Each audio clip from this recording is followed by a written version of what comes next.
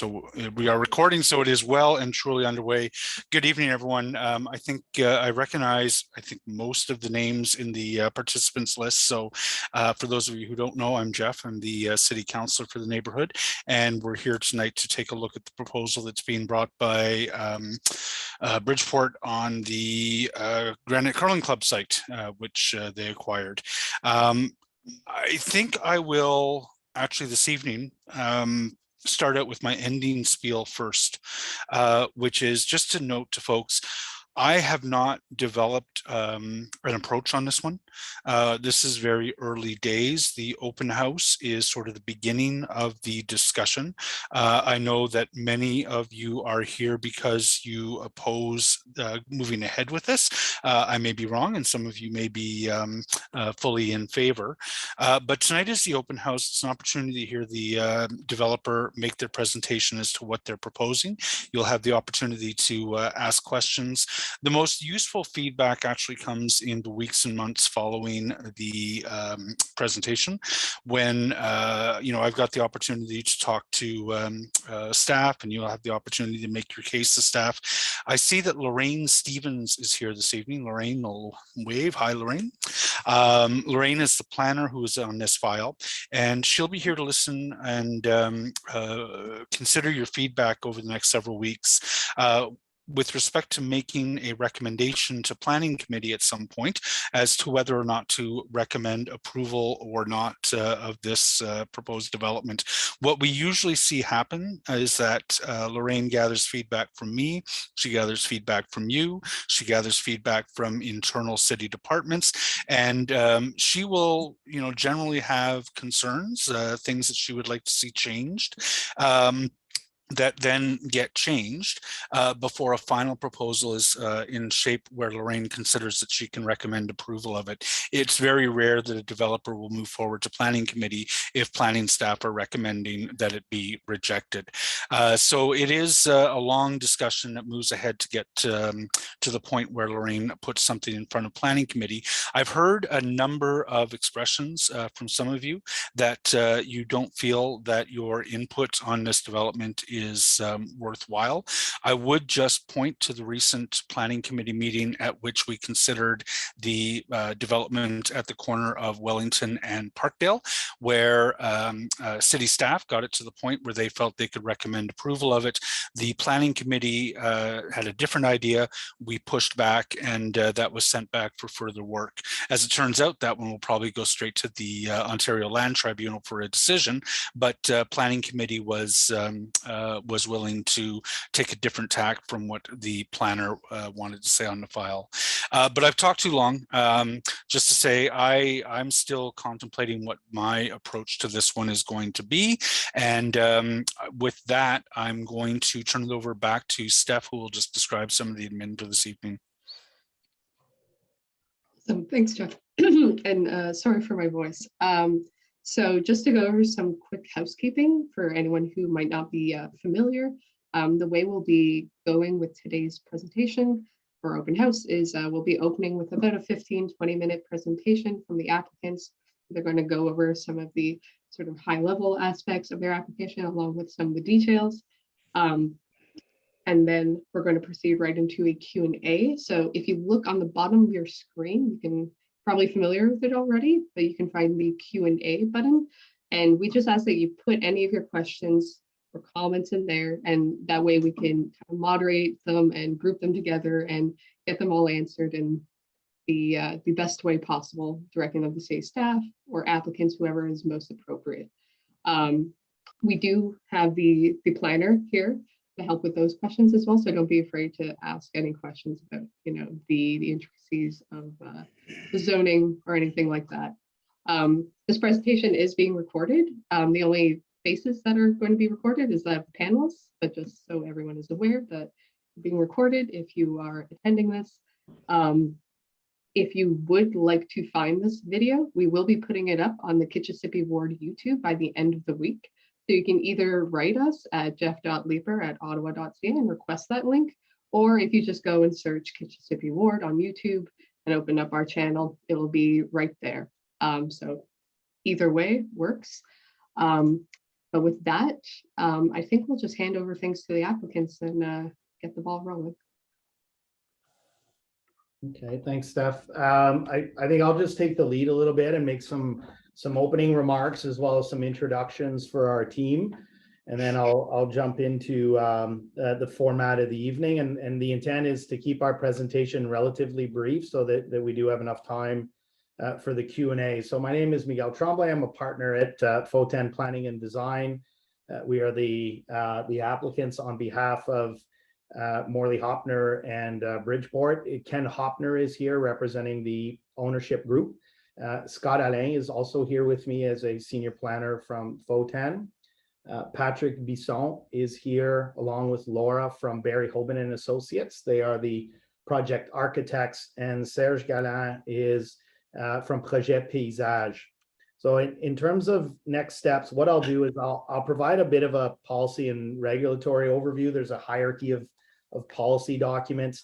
It's itemized in our planning rationale, of course, but I think it's a good point of departure so that everyone at least has a relative understanding of the documents that we deal with and has at least a high level understanding of policy direction from the city. So I'll go through those.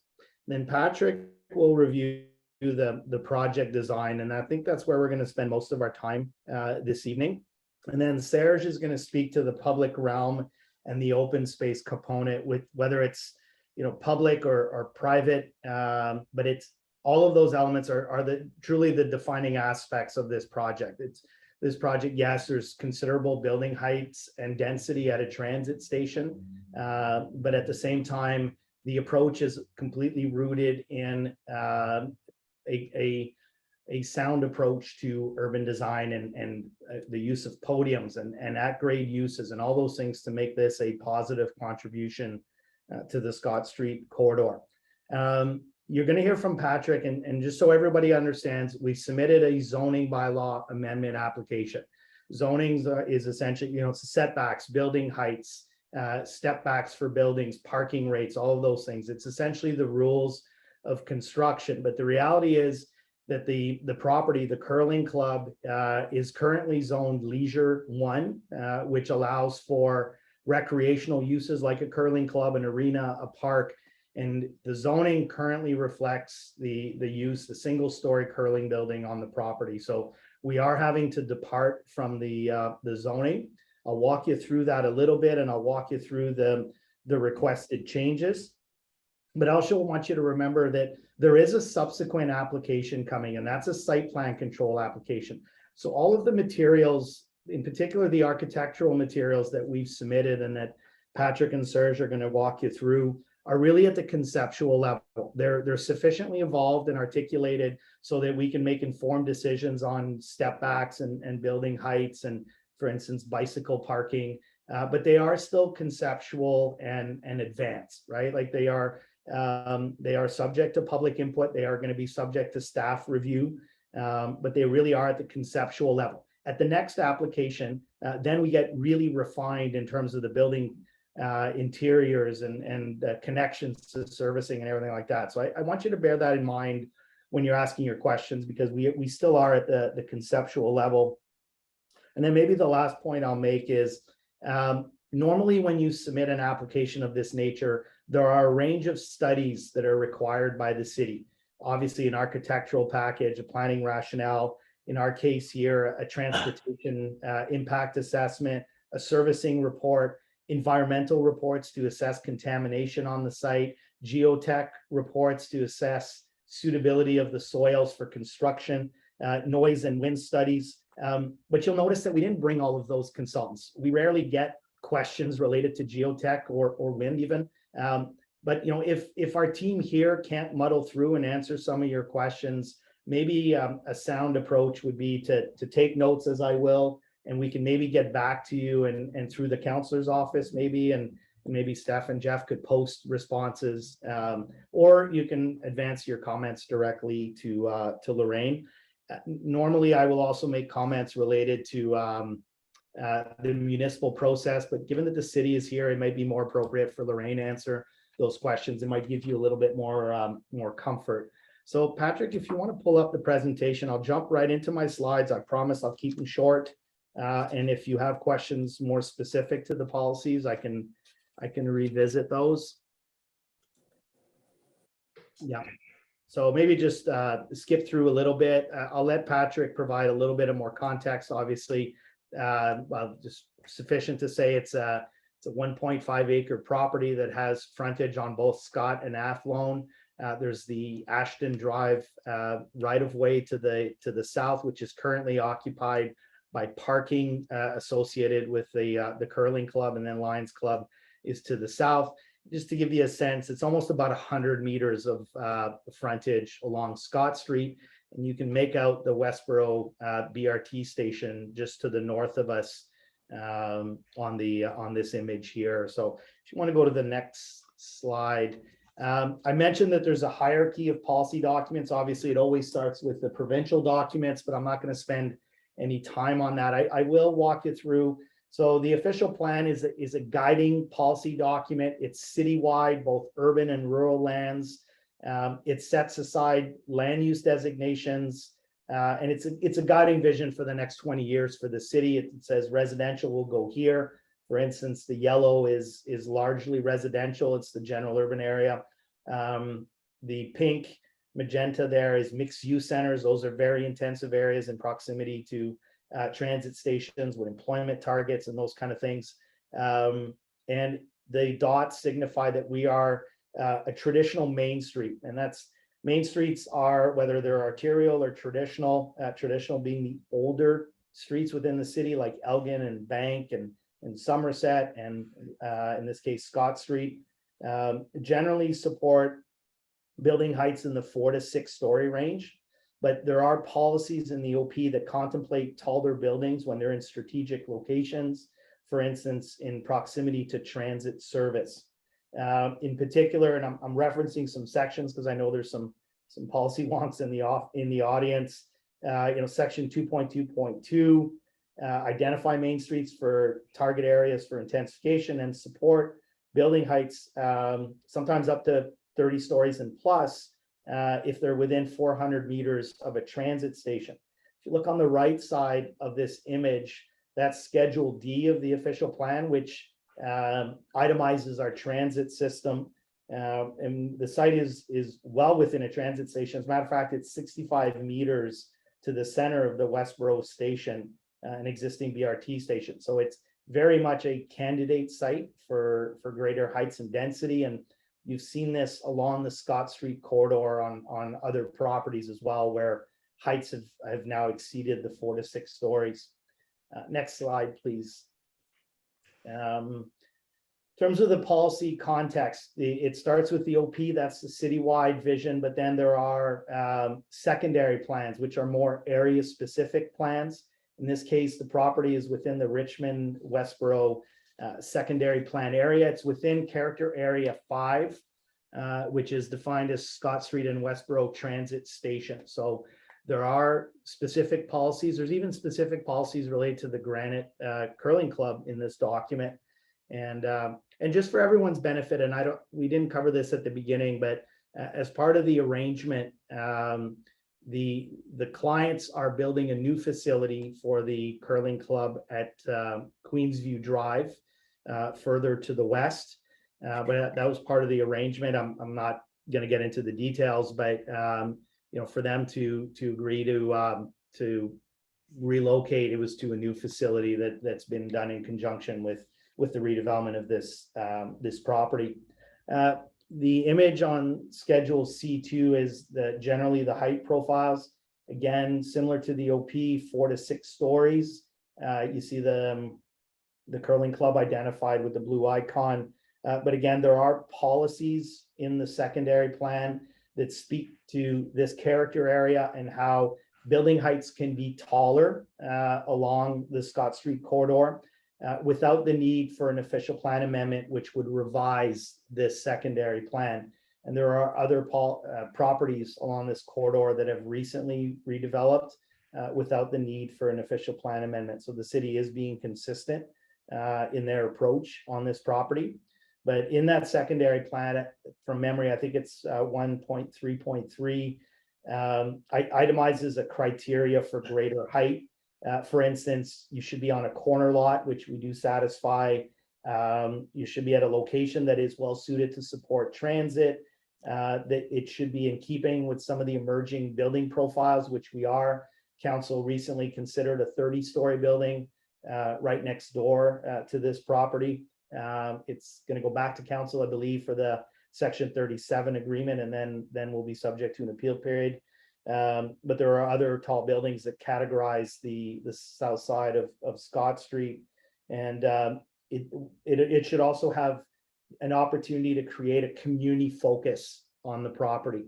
And I think that's why Serge is here tonight, to really help us appreciate what our vision is for that community focus and what this property can be, recognizing that we're just north of a park and south of a transit station. These lands can have a strategic public realm contribution to Scott Street. And lastly, there are policies in the secondary plan about the Granite Curling Club. I think even though some of the CDP document doesn't fully recognize its development potential, there were site-specific policies that were put in, knowing that over time this property could redevelop. It did contemplate, maybe the curling club stays on the site, but I've already advised you that they are choosing to relocate. But there are policies encouraging a good transition to abutting low-rise areas along Ashton and Athlone, and a good range of uses, which in this case can include commercial uses at grade.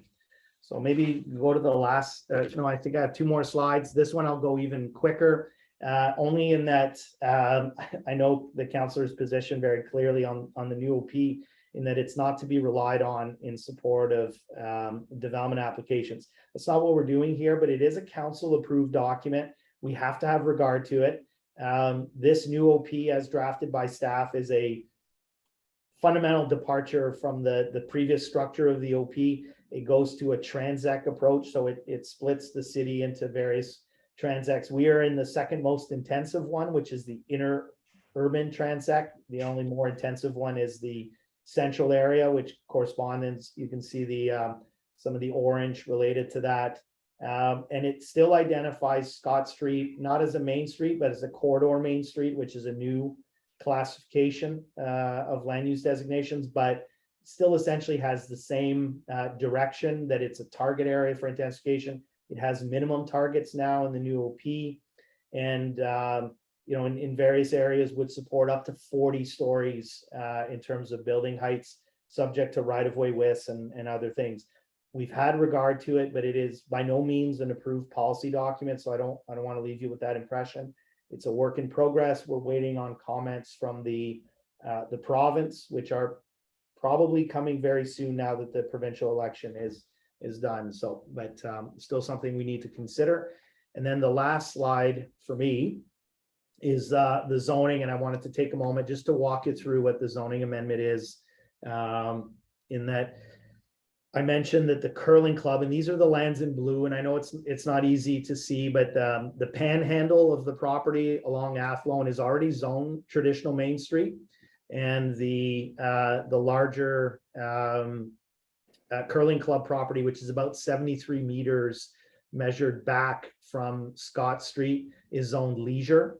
That reflects the current use. So what we're proposing to the city is to rezone the entirety of the lands to traditional Main Street, make it one zoning classification, and we will be subject to a height schedule. So the city on these kind of properties tailors or shrink wraps zoning based on building form and all of those things, tower separation and setbacks. So we will get a very specific schedule to the development proposal to allow some certainty when developed in that other application that I mentioned, which is the site plan. Given that the apartment use is not permitted in the leisure zone, we're adding high-rise apartments as a permitted use. The zoning currently is 20 meters. Again, it's a single-story curling club building. We're going to 123 meters, which is the tallest tower, which is proposed at 40 stories. And then we're doing some tweaks. So the corners, rather than 3 meters on the corner, the design prepared by Hoban is at 2.2 meters.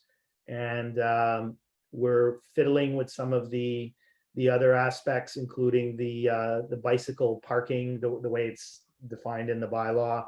And then the 2 meter setback is a function of our podiums. You'll see that we've prepared some concepts that have a 5-story podium on average, and the zoning would allow for that and allow us to shrink wrap. So with that, I can leave that to my comments. I'm happy to revisit some of these. I tried to be thorough, but happy to discuss further. Now I think, Patrick, your next slides are coming up. Yeah. Thank you. Great. Thanks, Miguel. Well, good evening, everybody, and thank you for joining us for our review of our proposal at 2026 Scott Street. Essentially, in a nutshell, I mean, our vision for this site is to transform this site into a bustling, transit-oriented hub. We are trying to connect the existing Lion Park and create a public connection through our site to Scott Street, and really create a rich urban environment for the people who live here and the people around the community. We believe that this connection to Lions Park and to what is just south of it, which is a gymnastics club, can certainly benefit from a gesture like this in this location. I mean, Miguel did a pretty extensive sort of overview of the site, but just quickly, our project site at 2026 Scott Street, bordered by the red dashed line there. Just northeast of us is a future Westboro LRT station, and to the south of us is the existing Lions Park with some play structures and the gymnastics club just to the south of that. Our site's bordered by Scott Street, Athlone, and Ashton, which is at the sort of southwest corner of our site. So when considering this site, I mean, we always strive to look at the key design narratives that shape our proposal. Built form and urban fabric is always a key consideration. In this particular instance, public space is a very important part of this development, which we tried to develop in unison with the various attributes around the site. Street level animation and mixed use visibility, and that speaks to how this proposal interfaces with Scott Street, as well as the surrounding properties, and as well with the Lions Park, which is just south of us. What goes hand in hand with that is a pedestrian experience, which leads us to essentially connectivity and how integrated our proposal is within the community. So in terms of built form, I mean, we always strive to create architecture that engages with the public by creating various types of spaces, whether through the architecture or the landscaping. And I do want to stress the point that Miguel made earlier, in that we're still very early in the process. The architecture that we're going to see today is suggestive and by no means final. So in terms of materiality, color, I mean, we're still developing that. But what I think is important is as Miguel said, what we're going to look at today is sort of the foundational building blocks of what can shape this development. So where we've placed the parks, where we've placed the buildings, where we've placed the access points to the site, are some of the more important features that we need to look at today and discuss. Obviously, if you have comments or questions about the architecture, I'm happy to comment, but let's just keep that in mind as we go forward. So as Miguel mentioned, the proposed development seeks to locate a 40-story building at the corner of Athlone and Scott Street, a 36-story building, which would be nestled essentially between the 40-story building and the newly approved 30-story building just to the west of us. And then behind facing Lions Park would be a 20-story building just behind there. So, I mean, we looked at a variety of different massing options for this site. And it quickly became apparent that to stick to our sort of driving design aspect, which is trying to link Lions Park to Scott Street and create a pedestrian connection through there, that we couldn't simply border this site with a solid 5-story podium all around the site. So through various explorations, we looked at various ways of dissecting the site and essentially placing masts in different locations. And ultimately, I think what we ended up with was a scheme that allowed the buildings to breathe, position the buildings in I guess their optimal locations on the site while considering the context. And so through reallocating, part of the mass that would normally be occupied through a solid podium, we took that mass and reallocated it to the various building forms. So as I mentioned, one of the key components is really to create a strong connection from Lions Park to Scott Street, but also add some various levels of porosity through the site. So this is just another view looking towards Scott Street from Athlone, looking at the various heights. This is a shot looking towards the center of the development. And without jumping the gun, I just want to move over to,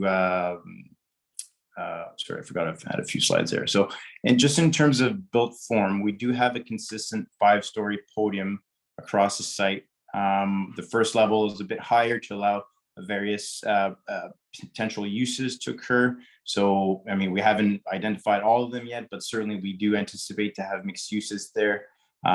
So commercial, retail, something to support obviously the amount of people we're bringing to the site.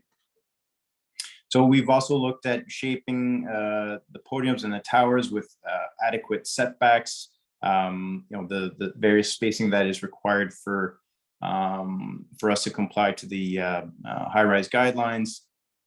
Also just providing additional step backs and setbacks to the neighboring properties. This is a view looking in towards the main entry of the site, just focusing on that linear connection to Lions Park, along with some of the sort of animation that I will talk about in a bit. So on this note, I will pass it over to Serge Galland from Projet Paysage, and he'll run us through his vision on really creating a unique public space here. Thanks, Patrick. If you can just move on to the next slide, actually, which is the intro for the landscape. So as you can see, this is sort of I'll actually walk you through the landscape principles, which are sort of the big moves that we did to come up with the whole urban landscape and the whole urban design for the project. So I'll walk you through the first 5 big moves. So the first one is the sense of arrival, so to sort of draw people into the project. As Patrick mentioned, there's 3 towers and they sort of have the podiums on the bottom. The idea is from the street level to sort of create that back tower that sort of turns into the project and draws you into and creates that link, the strong link into the project, and defines that sort of defining access all the way to the back of the site. And if you look at the middle diagram and on top, it's to sort of to define the entrances and create a vibrant core. So in front of the 3 towers, we're creating sort of these drop-offs or areas which are sort of blur the space between street and public scape. And they sort of create these areas in which to articulate the project and to anchor the buildings to the groundscape. The third diagram is creating a strong pedestrian network. So as I sort of mentioned, the idea is to blur the line between street and pedestrian still, and to sort of have a defined shared street at the core of the project. So if you're on Scott Street and you want to sort of progress along the project site, most of the space is actually pedestrian and very little is provided towards car and sort of vehicular circulation. The bottom 2 diagrams are sort of into integrated green spaces and program space. So the idea is to sort of benefit from Lions Park, which is at the back of the park, to sort of create this network of green space, which is sort of, is articulated all the way to Scott Road. And the idea is to have program space, so shade gardens, co-working spaces, great lawns, and sort of a very defined ground plane with a lot of activities that is sort of meshed on top of the green space. If you move to the next slide, Patrick, I can sort of explain with these reference images. And as Patrick mentioned, this is very much at the beginning of the project. So this is sort of to give you a sense of what the project could be. We see a lot of green spaces, we see a lot of spaces, and you see sort of people walking within cars, and it's sort of a space which is more pedestrian oriented and pedestrian friendly. The ground plane is very much more active as opposed to being more car centric. And a lot of these reference images show people because we actually see the space as being animated. So for example, you see people skating in the winter. So Lions Park could be animated all the way at the back of the space with an outdoor ring. You see an outdoor movie theater. So for example, summertime, this could be animated. So the idea is to create a very vibrant core at ground floor. So you feel, I don't want to say less the presence of the tower, but the podium sort of create that very active ground plane.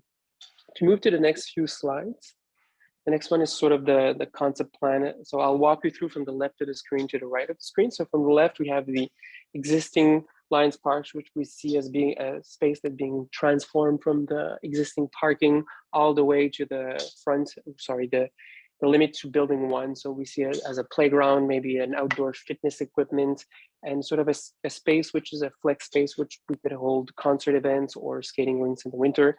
We see a lot of planting to create that buffer between the much smaller scale buildings on the bottom of the page, and to create sort of that green transition from the park all the way to more of an urban, vibrant core all the way to Scott Street.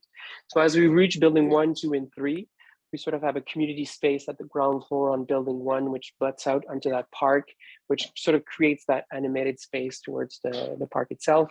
And between building 1, 2, and 3, we see the sort of more urban core of the project with the on-site drop-off and where it's animated depending on the building amenity use on the ground floor. So we're showing, for example, co-working terrace on adjacent building 3. We're showing more of a shade garden adjacent building 1. So spaces are sort of defined as the ground floor is developed within the project. And as you move all the way to Scott Street, it becomes more of an urban core with, for example, if we have a cafe or a terrace or a bistro, this could animate the front of the space. And you see the car is very much, his space is very much removed from the project, and it's sort of a shared space. So the boundary between pedestrian and cars is sort of defined with bollards or different types of pavers as opposed to a traditional project. If you move on to the next slide, Patrick. Actually, if I can just jump in real quick. So yeah, I mean, go ahead, Patrick.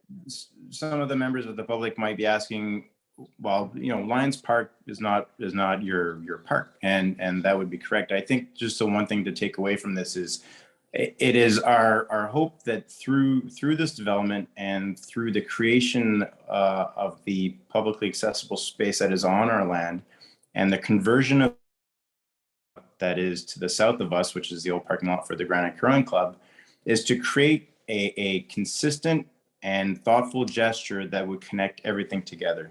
And through community benefits generated by the project, we could reinvigorate Lions Park to the vision that we're presenting to you today. So I just thought it was worth mentioning that because some people might be confused in terms of wondering why we've sort of gone into Lions Park. So it's part of the concept, it's part of the vision. I mean, there's certain details that need to be ironed out still, but that is the sort of grand vision. Go ahead, Sel. Perfect. Thanks for the clarification, Patrick. So you see here, for example, this is a suggested program. So you see that central spine with a lot of program activity that's sort of built onto it, from pool, kids play area, fitness, great lawn, community terrace, co-working terraces, like I mentioned. You can skip to the next slide. We're showing sort of a very flexible space, which is very permeable. A lot of emphasis is placed on pedestrian circulation. We're showing very few cars circulating around the site itself and a few drop-offs. You can move on to the next slide. I'll just jump in again real quick, Sal. So just at the here, yep. if just I'll draw on the screen here. We have one vehicular parking access located down here, and then another vehicular parking access over here. So what we're trying to do there is keep the cars in general away from the center of the site. The center of the site is mainly for pedestrians. Obviously, you'll have the occasional drop-offs and pickups, and pickups, but we're trying to keep the cars away from the center of the site to promote pedestrian activity. Correct, perfect. So I've pretty much explained most of the site, but if we go from Scott Street opposite, I'm just showing sort of the core of the project. Once again, very pedestrian oriented, some co-working spaces, raised grass for multi-flex use space, drop-offs, a lot of planting on site itself. Maybe if you move to the next slide, we're showing what Patrick mentioned is sort of a vision of what Lions Park could be. So the idea is to turn it into a community space with space for kids with an existing playground, the pool area, maybe a fitness module, and sort of a great lawn, which could be modulated depending on the type of activities. And the next few slides sort of show a quick and easy render of this space to sort of show you what the space could be. Like Patrick mentioned, we're here for the basic of the project, but this could all be worked, and the materialities is definitely to be evolved. So here we're showing Lions Park, of a potential vision of a fitness module. Move on to the next slide. Sort of the core of the project, like I mentioned, sort of the pavers would define the edge between pedestrian and what's more of a car space. If you move on to the next few slides very quickly. So very active public realm with shared terraces, amenity space, and we're showing potentially terraces running all the length to Scott Road. So very animated ground floor. See, we see the core of the project, and sort of a few gardens around the core of the project, obviously to offer more quieter spaces. So here we're taking advantage of the fact that it's a shadier area to offer maybe more of a quiet space and to sort of modulate between the core of our project and the next door abutting project.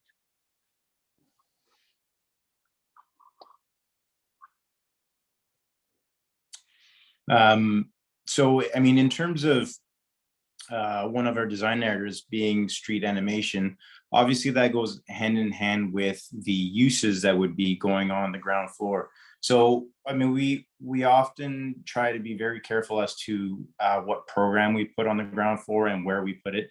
Obviously,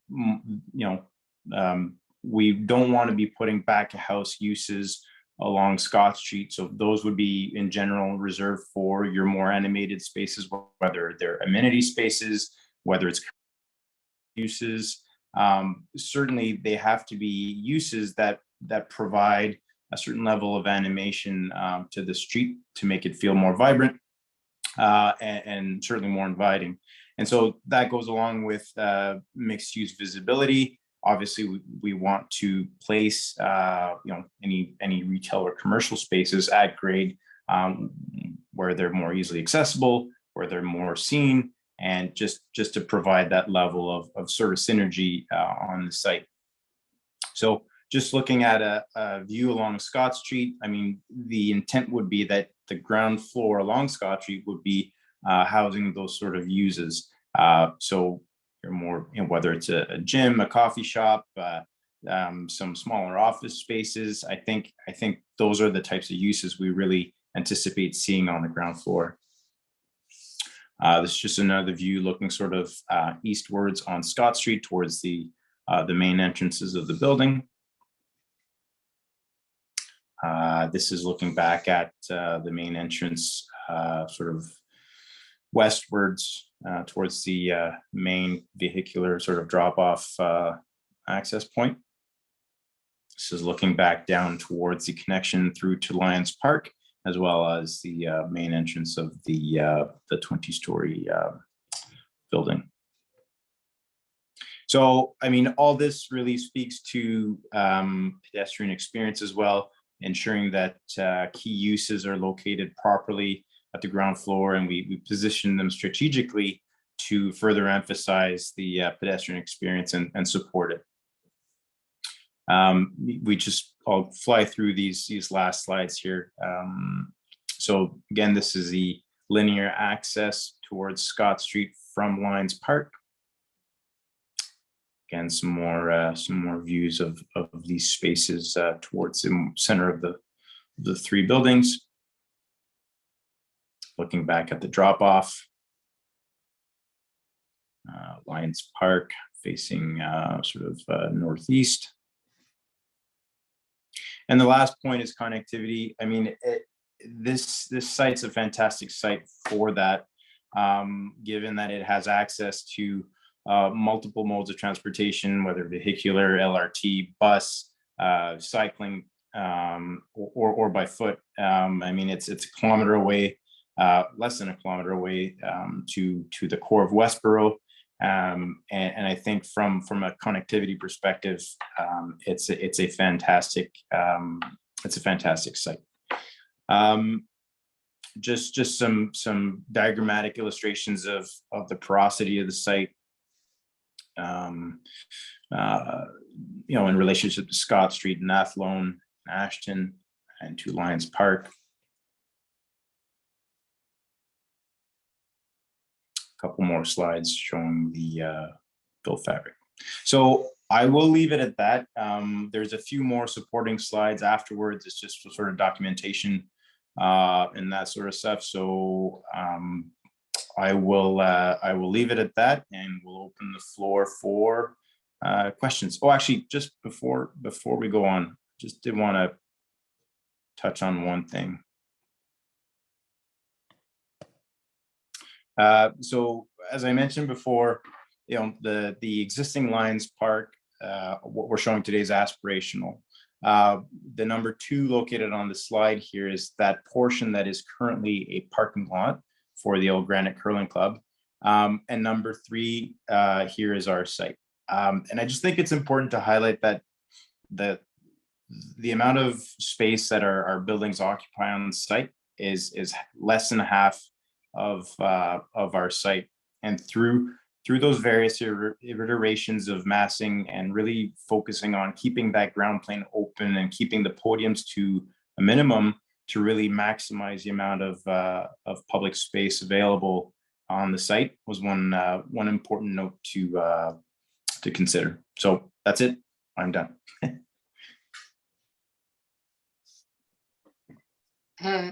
Thank you for the excellent presentation. So we don't waste any more time. I'll dive right into the Q&A. So just to remind everybody, the Q&A bar is where you can submit your questions right now. If you're trying to put them in the chat, it's not open. So it's got to go in the Q&A, but we've got about 10 questions. So I think everyone should have the hang of it right now. So I'll open with the first question from Valerie, who says, hello, why do you take a family neighborhood and convert it to complete chaos and definitely non-family friendly? The people of the neighborhood definitely won't benefit this. Only developers and maybe some individuals, and I won't say in which way, you can understand how. If someone would like to speak to maybe some of the components of, you know, being so close to residential and some of the concerns Valerie's flagged. Go ahead, Miguel. Well, I can speak to it a little bit, Valerie, in that we recognize that the inner portions of these neighborhoods are largely defined by single family homes or a fair amount of townhouses, ground-oriented stuff. We fully recognize that, but I think what needs to happen is that these sites that are along these arterial roads, in particular arterial roads that are also defined by transit facilities, are going to be treated differently, both from a policy perspective and from a development perspective. So I get that you're uncomfortable that the neighborhood is changing and there's going to be a different building typology. But what I'm getting at is that these streets are anticipated to change and be different than the inner areas of these neighborhoods. And as a matter of fact, you know, and this is, you know, I've said this recently on a development project in Rideau Street. If you truly want to protect the inner areas of these neighborhoods, it's to allow density and building types that are supposed to be on arterials and that are supposed to be on in proximity to transit. We can gladly have discussions as whether this is the appropriate height and all those things, but there has to be an appreciation that these character streets are going to change and they're going to be a different typology than what is there now. So. Thank you, Miguel. And this goes for any and all questions, but you know, feel free to follow up if you want any additional clarification. That's what what we're all here for tonight. So I'll jump next to Roland's question, who asks, is underground pedestrian connectivity envisaged between the three buildings? I mean, yes, we do have, well, we do have underground parking planned for this site. So pedestrians could ultimately, yeah, walk through the parking garage to walk to the other buildings. Okay, thank you, Patrick. And jumping to the next question from Anonymous, and I think there's one or two other questions on this topic too, but what time of year are you showing these diagrams of the buildings from? I ask because it seems you expect tons of light in this project, which I don't believe will be this case. I expect loads of shade generated by these massive buildings. If anyone would like to speak to the shade and shadow studies. Yeah, I mean, obviously they are a tall building, and the taller they are, the, you know, they do cast shadows. But we have looked at the variety of different sun shadow studies. I can bring them up. But ultimately, the massing that we ended up with really seek to diminish the tower, the third tower, which is facing Lions Park. And so initially we were exploring, you know, similar heights in building, and, you know, through that fact of shadowing, I mean, we didn't want to create three towers that were of similar size, creating a shadow problem essentially between our buildings. So, I mean, I can bring up the sun shadow study real quick. Yeah, I think that would be great, because I think there's been a bit of trouble finding it. We'll post in the chat as well for anyone, but it looks like it'll be on your screen in just a second as well. Just bear with me for a moment. No problem. Here, and I'll find the document for everyone who's asking. We'll put in the chats. So we ran various sun shadow schemes, mainly so June 21st, March, and December 21st.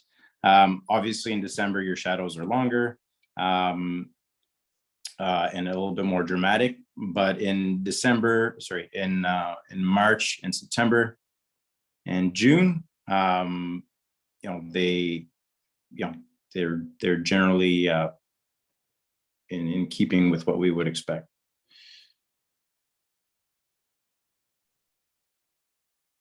Yeah, it might be good to keep it up there just for anyone who would like to peruse it for now. And happy to jump to the next question while we leave that up. Sure. All right. So we have a bit of a longer one from Anonymous. I'll try and get to the bulk of it, but I've heard this will have a positive impact to the community several times during this presentation. Zoning is currently for leisure, and now we have a community facility leaving and are trying to replace it with traditional Main Street zoning, allowing for almost 100 stories in aggregate. So how is that a positive impact to the community, knowing full well that there are 6 other towers being proposed and built already? You know, Dover Court is already overrun, and thousands of more residents will be coming into the neighborhood. The additions to the park are a bit of a joke. The outdoor fitness area and orchard and trees does not make up for 100 stories.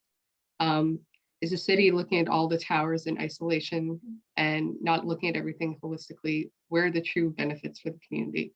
Don't tell me that 100K in upgrades to the park is the benefit that justifies what is being proposed. I think this might be useful for maybe applicants and city staff to walk through, but I leave it to whoever would like to take the first step. Maybe I'll make a couple of comments and I'll let the city answer, but I mean, same as us, whether it's the planning consultant or the city, there's always a cumulative impact, and there's always a strategic review that's not just focused on one project, but rather what's happening in the entire corridor. But, you know, back to my earlier comments, this is a corridor that is intended to look and feel different than what is the internal of that neighborhood. It is in proximity to transit. There was a leisure use. The curling club has relocated to another facility as part of these applications. They're getting a new building. Yes, it's not a new building in this exact location, but the underlying land use was always traditional Main Street. The OP designated this corridor as traditional Main Street. The only reason it wasn't zoned in its entirety for traditional Main Street is because the curling club had been there historically, and there was no need to change the zoning because there was no development pressures on that property. But understand that the corridor, the traditional Main Street zoning is very much in keeping with what is envisioned through the OP. These properties start to take on some importance when the city is trying to fulfill their housing targets and trying to inject density in proximity to transit. These are our properties, and it was contemplated at different times, and Mr. Opner can speak to it, or maybe it's not necessary really, but they did entertain trying to incorporate the curling club in different early versions of this as early as 2018, 2019. This was the best approach, but understand that these properties are target properties for the city to intensify over time. We can discuss whether this is the appropriate height and all those things. We are of the opinion it is, but this is the function of these lands. This is what it was anticipated here. So I don't know if somebody else has something to add, maybe from the city or. Jeff, if you'd like to go too. Thanks, Steph.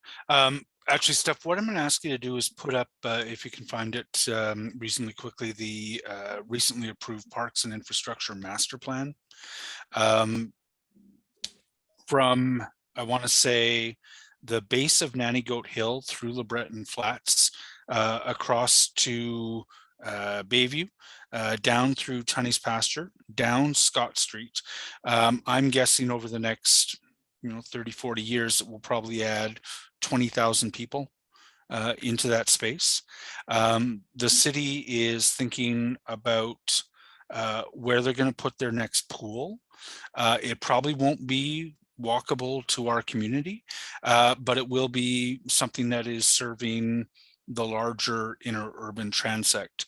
At Tunney's Pasture, I think we have a really intriguing opportunity to get a new gymnasium,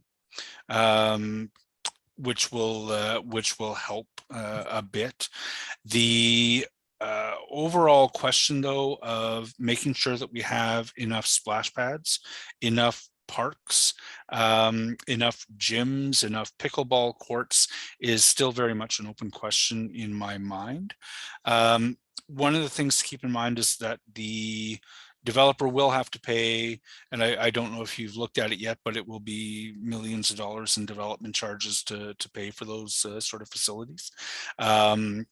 So infrastructure gets built according to growth, according to formulas that are set out by the province, and those will come. But I think you're raising a really important point with respect to the changes in Westboro and in Hintonburg with respect to our needing a lot more recreation infrastructure. But I'll ask Steph to pull up the Parks and Recreation Master Plan, which is the more sophisticated document than my answer. Yeah, I think I've got it right now. I'm going to just post. Lorraine, please. Yeah, I'm not going to say much just because it's at the very beginning of the process and the city is still collecting a lot of comments. But I did want to say that my colleagues in parks they have a lot of input on applications and what their targets are and what they need and what they expect from this project. So we are very interested in there being a community benefit from this project and that the project also contributes to other things other than just itself. So we will be reviewing it. There's many parties involved that are reviewing it and providing comments, and we have the public interest is very important to us, and making sure that we build something that's sustainable that everyone can enjoy.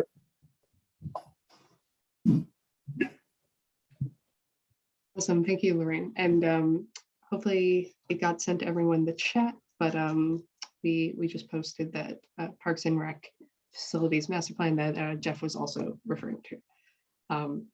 So I'm going to try and go a little bit faster, seeing as we do have about 40 questions right now.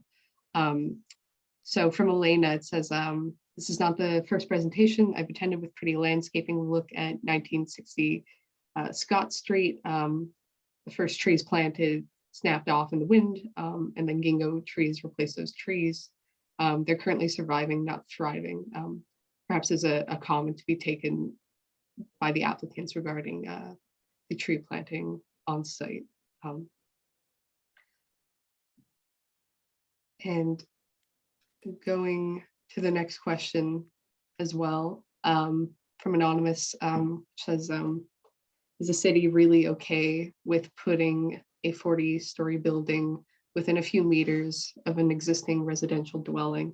I think this touches a bit on what Miguel sort of answered, but it might be maybe good for city staff to also walk through those policies, just for some of the similar questions we're getting to. And if I may, I just want to intervene quickly to note that we won't know whether staff consider this okay or not until they've written a recommendation. Staff's job this evening is to listen to the concerns and to take the feedback into account over the next, well, this will be a long process, presumably. But staff can't tell you this evening that it is acceptable because that's not a determination to which they've arrived. Our job as a community is to provide the best feedback that we can, grounded as much as possible in solid planning rationale in order to try to sway Lorraine. We need to convince her of our position. But tonight, Lorraine isn't in a position to say, oh, yes, it's fine, or no, that's not fine, because she hasn't done that analysis yet, and we haven't provided the feedback on our interpretation of the planning grounds upon which we can make those determinations. Sorry, Lorraine, I just wanted to make sure that your role here was understood tonight. Thank you, Councillor. And yes, you're correct. The city has not taken a position on this application at all. We're at the very beginning stages, and there's going to be at least one other submission after we look at the comments. And I suspect with the size of this project that there may be more than one submission. We may be several submissions, and whoever provides comments to me, that they will be kept in the loop. They will be advised when there's a new submission to look at, and they can see if some of the things that they're concerned with will be addressed. But ultimately, we're going to be looking at the direction of the official plan and whether this rezoning it brings forward what we want in our official plan. So it's not what we as planners that we want or think. It's a policy document that we need to look at, and all the other policy documents like guidelines and that direct our decision. And that official plan is a document that's approved by council, so they're council's policies. And if there's something that needs to change, it's council that would make that change based on staff's recommendation. But as Councillor Leiper mentioned before, the council doesn't necessarily have to agree with the staff recommendation, but we'll be looking at all the planning documents that we are required to make a decision. So it's not just a matter of taste or subjective thoughts. And also to know that there's many factors in here in terms of who's reviewing. We have people reviewing from all aspects, like from Parks and Rec, from transportation, from infrastructure, from affordable housing. Like there's a lot of players that are going to make comments to make me aware, if I'm not already, of the policies and guidelines and things that are out there that we need to bring forward. So there's going to be a lot of input, but I don't have an opinion on this project at this point in time. Thank you very much, Lorraine. I'll keep trying to go as quick as we can here. So Sherry asks, how many units and total, and how many parking spaces total, and what will the access to the buildings be, along with a comment on add these cars to the other developments on Scott and Tunney's. You know, it's incomprehensible that the already congested road infrastructure can support this. So if anyone would like to speak to the units and Yep. cars and that aspect. So currently, we have, so in building 1, which is a 20-story building, we have, well, it's here. We have a total of 868 units. And the current unit breakdown and all that looks at about 10% studios, roughly 60% 1-bedrooms, which include 1-bedrooms plus den and 1-bedrooms. And then the balance of that would be 2-bedrooms at 20% and 2-bedrooms plus den at 6%. So largely, targeting the 1-bedroom plus den and studios. Obviously, every time we have these presentations, the question on affordability always comes up. And I know that our client group is looking at affordable housing strategies. Obviously, it's still early days as to how that all formalizes itself, but certainly it's something that they're looking into, as well as sustainable design. So these are all facets of this project that we need to look into and want to look into and introduce into the project. It's just a question of which sort of strategies we'll be employing. In terms of access, I'm just going to share my screen one more time. Bring up the site plan here.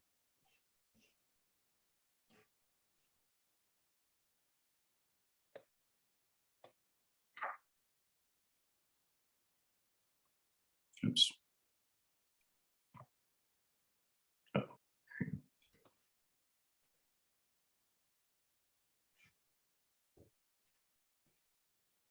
So looking at the site plan, we have one garage access point located over here. Sorry, that needs to be a bit further up. And then the other parking access point is off of Scott Street. The intended use of the buildings currently is that the building 3 is slated to be condominiums.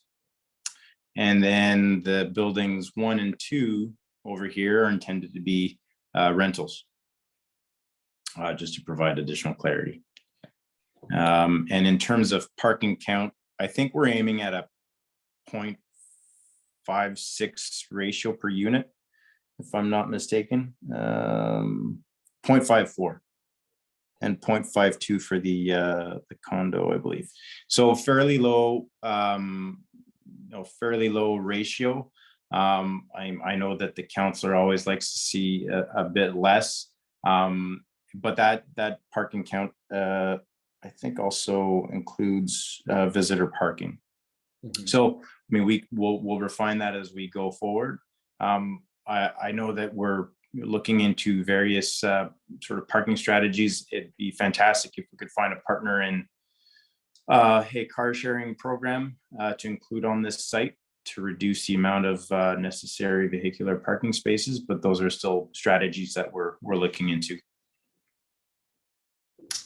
Steph, can I just add a couple of things, because I'm seeing some of the comment or the questions as well in the chat, and I thought there's quite a few on transportation, and I thought I could offer a couple comments and maybe bang out a few as we go. In that we did have to submit a transportation impact assessment. Given the number of units, it's one of the larger studies that we had to do, and it is pretty fulsome in terms of its range. So we had to capture several intersections. It wasn't just a transportation brief. And in response to some of the questions, yes, we do have to factor in other projects. The reality is the firms that do these have a very good understanding of the other projects that are ongoing, but that knowledge is also supplemented by the city. So when we first meet with the city, they give us parameters and about which intersections to look at. They give us an inventory of other projects in the area so that we factor in their levels of traffic. And then the city assigns a growth rate. So they don't just look at what the traffic is today. They look at projections based on developments that we don't even know about, or people cutting through this neighborhood that we don't even see yet. So that study is being reviewed. There are 2 entrances proposed. As part of that, there will have to be road modifications. When you build a new access onto an existing road, you have to do a road modifications. Those new entrances will be designed to minimize impacts to existing roads, in particular Scott Street, because it is an arterial and it's a people mover. In general terms, arterials have a capacity of about 10,000 cars. They are intended to be people movers. There is capacity, is what the study concludes, but it's going to be scrutinized by the city. And given where it is, yes, the study assumes high transit ridership for these types of buildings. Typically, apartments generate more transit trips than single family homes, which is one of the reasons the city encourages this typology in proximity to transit. So, but that study is available online and it will be scrutinized by staff. And I think I might have addressed several comments that are in that chat group right now. Thank you. Thanks, Miguel. Yeah, you might have caught some that we haven't caught quite yet. Miguel, may I just ask, it's still not clear to me, you've got 2 entry egresses to the site, which, I'm not keen on probably. One of the entries, egresses goes into that courtyard area, the drop off as you're calling it. Are there entrances to the garages off of that driveway? No. So Okay.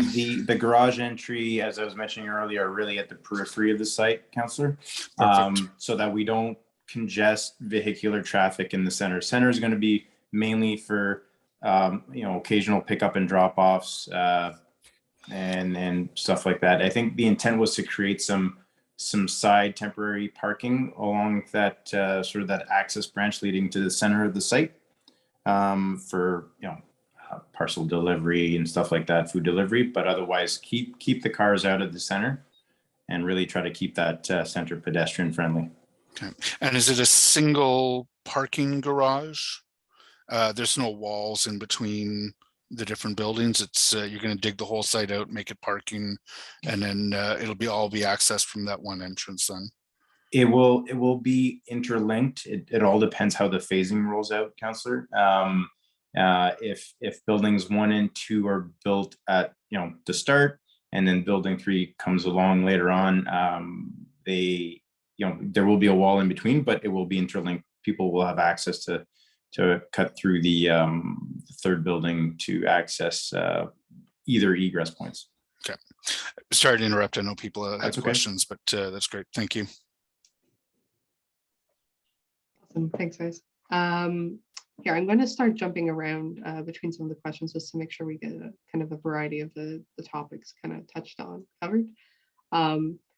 So from Anonymous, who asks, so why did the developer feel the need to reallocate the density from the podiums to the building heights? The projects adjacent to this application are between 25-30. I don't see why this project has to be that much higher given what is already improved. I mean, I think ultimately that is driven by trying to keep the podium level as porous as possible. Yes, we could have ran the 5 stories straight across, but I think in what we're trying to achieve at grade and trying to create sort of a unique urban pop space, I don't think it would have been as successful if we ran the podium straight through. I mean, the difference between 35 and 40 at that sort of level, I don't think anybody would necessarily notice that. I think what you would notice is a solid wall of building along Scott Street with no porosity to it. I think the pop space will bring a lot of natural light to the ground floor and to the perimeter of the first 5 stories of those podiums.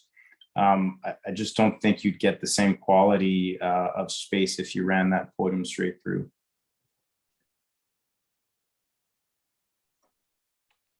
Thanks, Patrick. I'll jump to a question from Ed, who had a couple questions that have already been answered, but the units and type of units and whether they'll be affordable. And since you've spoken those, I'll just pull out how many resident and visitor parking spots and any trees between Scott Street sidewalk and the buildings. And yes, I believe we do have a strategy for street trees along Scott Street and the building. In terms of vehicular parking, let me just pull up some stats here. So we have, so generally we have roughly 0.5 parking spaces per unit. And then we're averaging about 0.1 visitor parking per unit. So for example, on building 3, we have 180 residential parking spaces and 33 visitors, and then so on and so forth for the other towers. So we're trying to respect the ratios that are currently demanded in these sorts of location. I know we did a project for our client down on Scott Street, and the 0.5 was certainly seemed to be satisfying the demand of the market at that location. It was a bit further away from an LRT station, but I think in this current location, I think it can support the 0.5 parking space per unit. Okay, thank you, Patrick. Jumping to the next question from Greg, who says, the proposal emphasizes pedestrian traffic. Why does it discourage the existing higher pedestrian traffic from Athlone, a connector between Richmond Scott, into a dead end at Lions Park? Why is vehicular traffic being encouraged onto Athlone via that parking entrance rather than Main Street if it is defined as an arterial road? I mean, that's a good question. I mean, those are things that our transportation study is looking at. I mean, obviously, as a phase or potential phase project, we don't know exactly which one will go first. So if the taller building were to go first, I mean, we have to anticipate those 2 access points. And sorry, could you repeat the comment about the dead end, Ashton, please? Why does it discourage the existing higher pedestrian traffic from Athlone into a dead end at Lions Park? And that was the first part of the question. Right. Well, I think through what we're proposing here today, we are trying to create a sort of a better network of connections through our site, so that the Ashton Street leading to Lions Park would not dead end there. It would hit a network of various paths to connect onto Scott Street and back to Lions Park. I think that's what that question was asking. And if it wasn't, feel free to follow up and get that clarity. Please. I'll track those as best we can right now. Next up from David Welch, who asks, how committed are you to the design as rendered? Noting that the Bridgeport Colonnade development at Scott and McRae, which differs from the renderings originally presented.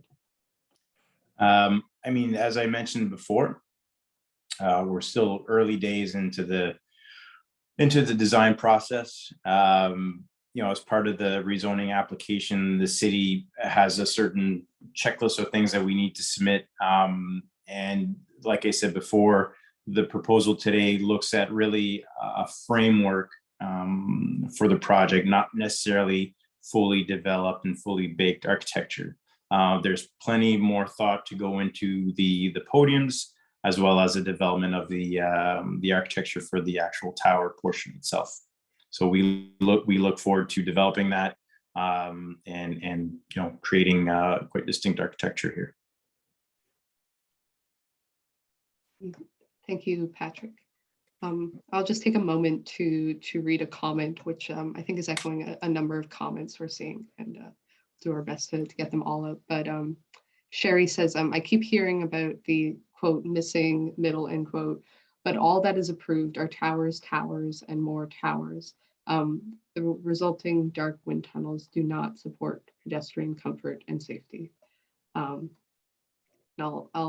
put that as a comment to the applicants in this case. And there's a couple more questions about the vehicular traffic, so I'm going to see if I can find something that perhaps hasn't been answered. There's a number to pick from. So from Lauren Cutler, who says, is this condo rental, which has been answered, but if it is condos, won't ownership be handed over to the independent condo boards who will be responsible for any interaction with Lions Park and deciding whether to pay for the ongoing program? As such, if these are condos, why would the condo boards pay anything towards Lions Park, even if these are rentals? What legal requirement will the developer have to provide any support going for Lions Park activities? I'll answer this at a high level. I think the contribution towards sort of the upgrades that we're proposing here today would derive from development charges and community benefits. And so on top of that, one would assume that there would be an agreement in place with the condo board of the corner lot. But I'm assuming that would make sense. Obviously, that's something that needs to be ironed out as this goes forward. But I think our clients on the line here today and would have taken that down as an important note to ensure that there is continued support for the gesture that we're trying to create here. Maybe one last comment is usually when we developers work with the city to create these kind of places, the city will usually take a public access easement to guarantee the free flow of people to the park in this case, and the transit station, which are the two most important destinations. And with those public access easements come certain obligations to maintain those, whether it's the hours during the day or the times during the year, and snow plowing and maintenance of those areas so they function the way they're intended to. So thank you. Thank you, Miguel and Patrick. And just pulling out one question from Susan Munn, who has some general concerns about the massive buildings in general and the claustrophobic feeling that they bring, and references a sunshade study. But do you have a plan to have any dedicated auto sharing in the parking garage? I think I touched on this just a little bit earlier, but it's certainly a strategy that we want to explore. I know that some of the car sharing companies have some reservations in putting their vehicles within a building. Typically they like to have it at surface, but I know there are some examples around the city that have been successful in doing this. And I certainly think that exploring something like this could help ease some of the parking requirements that we have on this site. So I think it's something we're going to want to explore as a strategy, and we'll certainly, if it's available to us, it's something we'll want to potentially incorporate. Awesome. Thank you, Patrick. And jumping to another question from Elena, who asks, can you guarantee that space has been allocated for servicing the buildings? How have you addressed the 20 Canada Post and UPS trucks that deliver parcels every day? So for post coming to the house, has space been provided for servicing between the buildings, or will public space be confiscated when, say, the windows need to be washed? And she also had another question about how garbage will be handled. Right. So, I mean, we have some strategies. One of them is to have a service aisle between sort of essentially for buildings. Let's see here. For buildings 1 and 2, we have a service aisle on the west side of the site. And so for those 2 buildings, we'll try to incorporate the back of house servicing facilities sort of essentially in between our buildings and the building to the west of our site. And to the east, we have access to Athlone, which will allow us to, we'll be able to use that street to essentially extract waste and as well as providing move-in and move-out facilities. In terms of temporary parking for Amazon parcels and the like, we do have some on-street parking on Scott Street, but also I think we intend on providing some lay-by parking spaces in the main sort of access in the middle of the site. We'll have parcel facilities in each buildings to accommodate the sort of the larger volume of parcels we're seeing these days.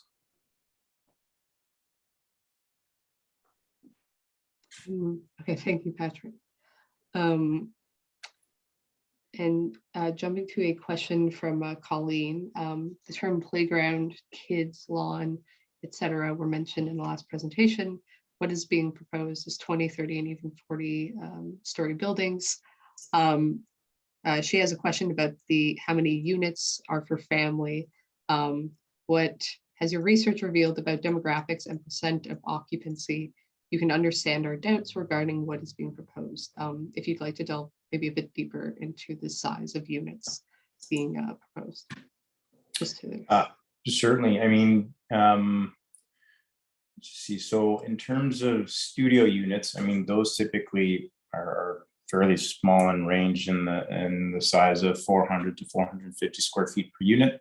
One bedrooms can range from 560 to 650 square feet per unit.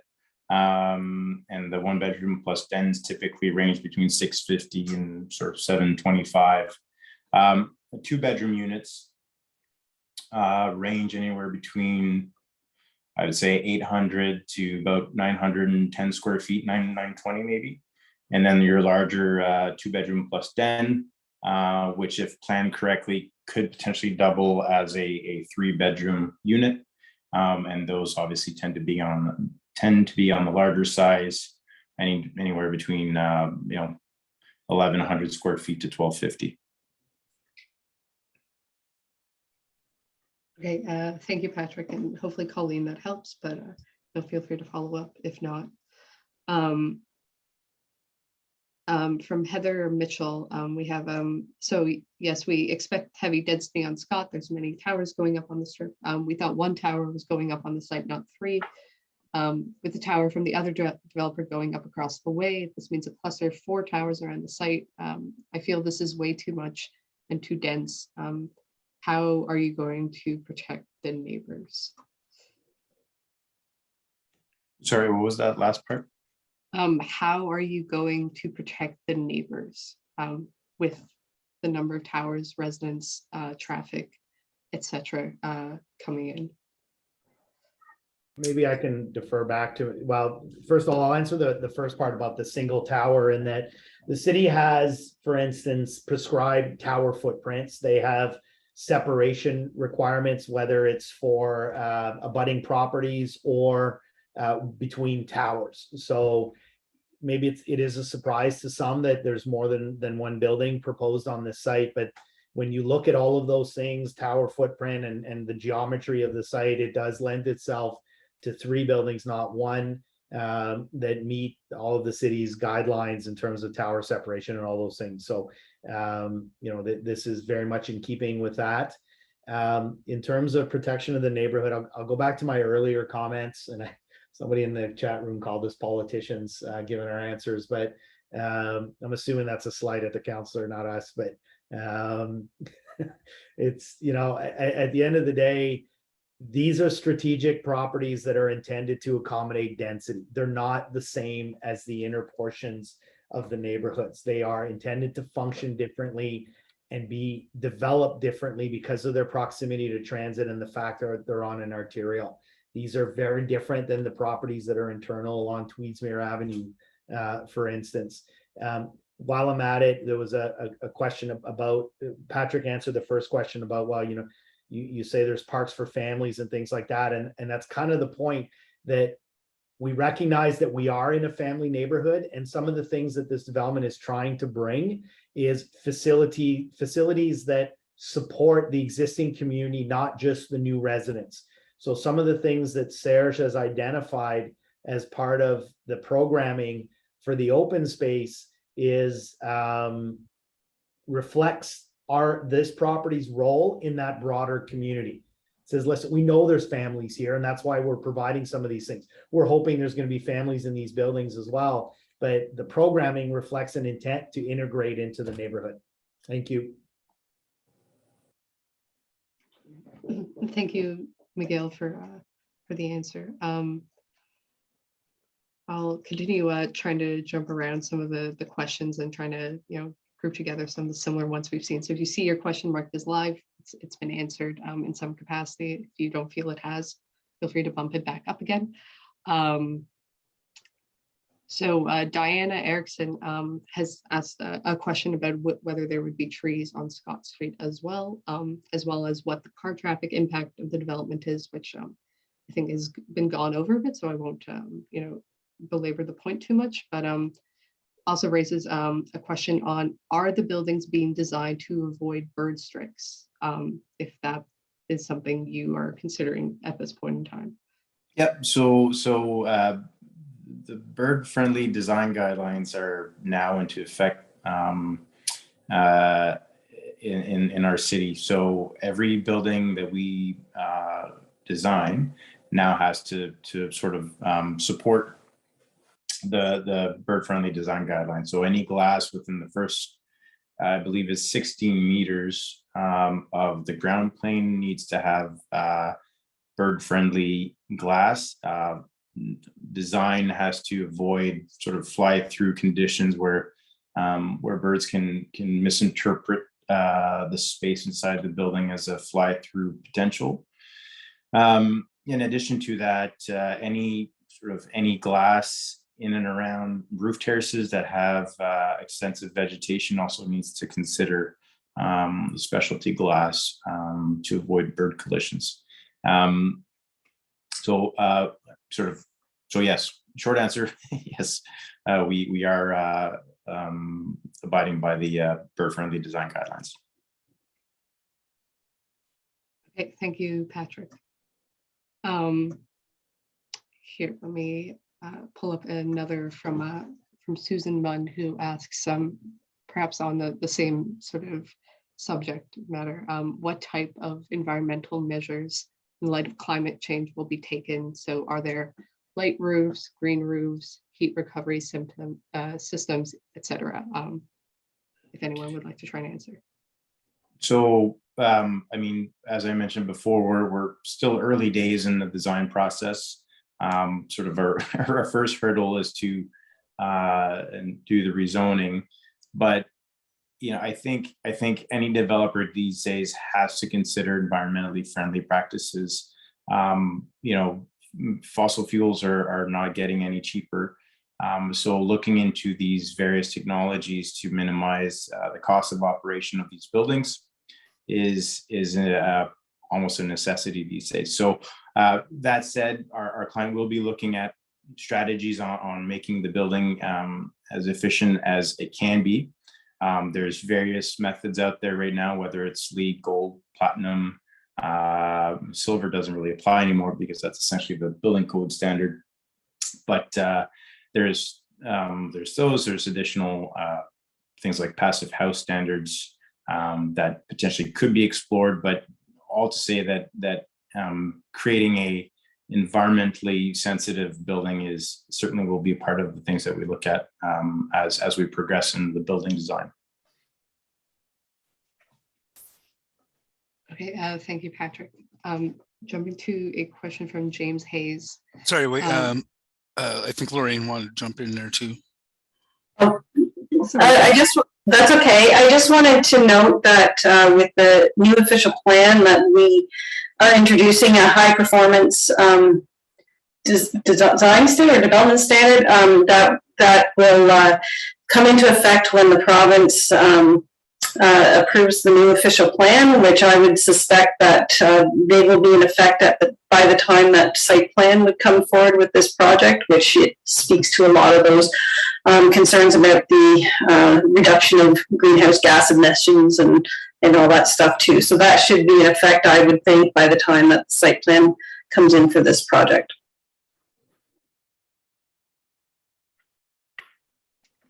Yeah, thank you for that as well, Lorraine. That's some good insight on what's coming into play here too. Here, I'm just going to scroll back up to a question we had from James Hayes, who asks, the city policy for parking is to have less parking spots than units to encourage transit use. You know, a handful of small four-story apartment buildings built in the past 5 years have already pushed extra parked cars to the neighborhood, which have been absorbed by illegal residential rental spots and front yard parking. He estimates, you know, several hundred cars from these adjacent developments will also be pushed into the area because of this policy. What is city planning doing to address this? And maybe this is also a question for the applicants on the parking ratio they've chosen. And also, has there been any thought in incorporating city services, such as a library branch or community center, into the development itself? So 2 questions there on the parking and city services.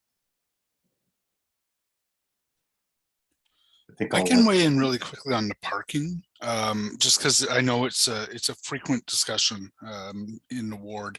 One of the things that we really can't do in Kitchissippi is add a lot more cars onto our streets. Not only is our own population growing fairly quickly, but the population boom in Quebec has led to an incredible amount of traffic that is coming across the Champlain Bridge, and the impact from all that Quebec traffic going back and forth every day is felt, you know, as far away as Hintonburg and certainly all the way through Westboro. The corner of Churchill and Scott is it feels it. It is. It just exacerbates the congestion issue on our streets. So I am a proponent of keeping the number of cars that residents have to a minimum in the ward.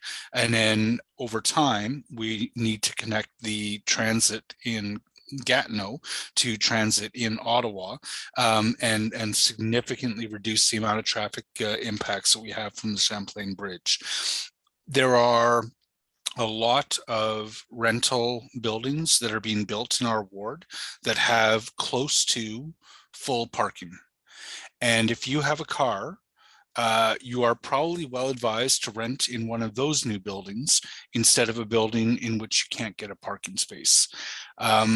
With the infills, some of the triplexes that have gone in, when they go in with illegal parking, Steph and I work hard with bylaw to shut that down. It takes a long time. When a new building first starts renting out illegal parking, we're probably 6 to 8 months away from being able to shut that down and make it so you can't park on the front lawn. But we are generally fairly successful at that. Anyone who moves into this building without securing a parking spot, who expects to be able to park on the street, is going to have a real challenge, because the parking just isn't there. And as a city, you know, we've recently introduced things like daytime parking bans in the winter, and those are making things really tough on people who have not secured a private parking area for their car if they're relying. And people call my office and they're desperate because they can't find parking. And my office tells them, we can't help you. You know, it's your responsibility to have some place to park your car. And people wind up moving to places where they can have parking for their car.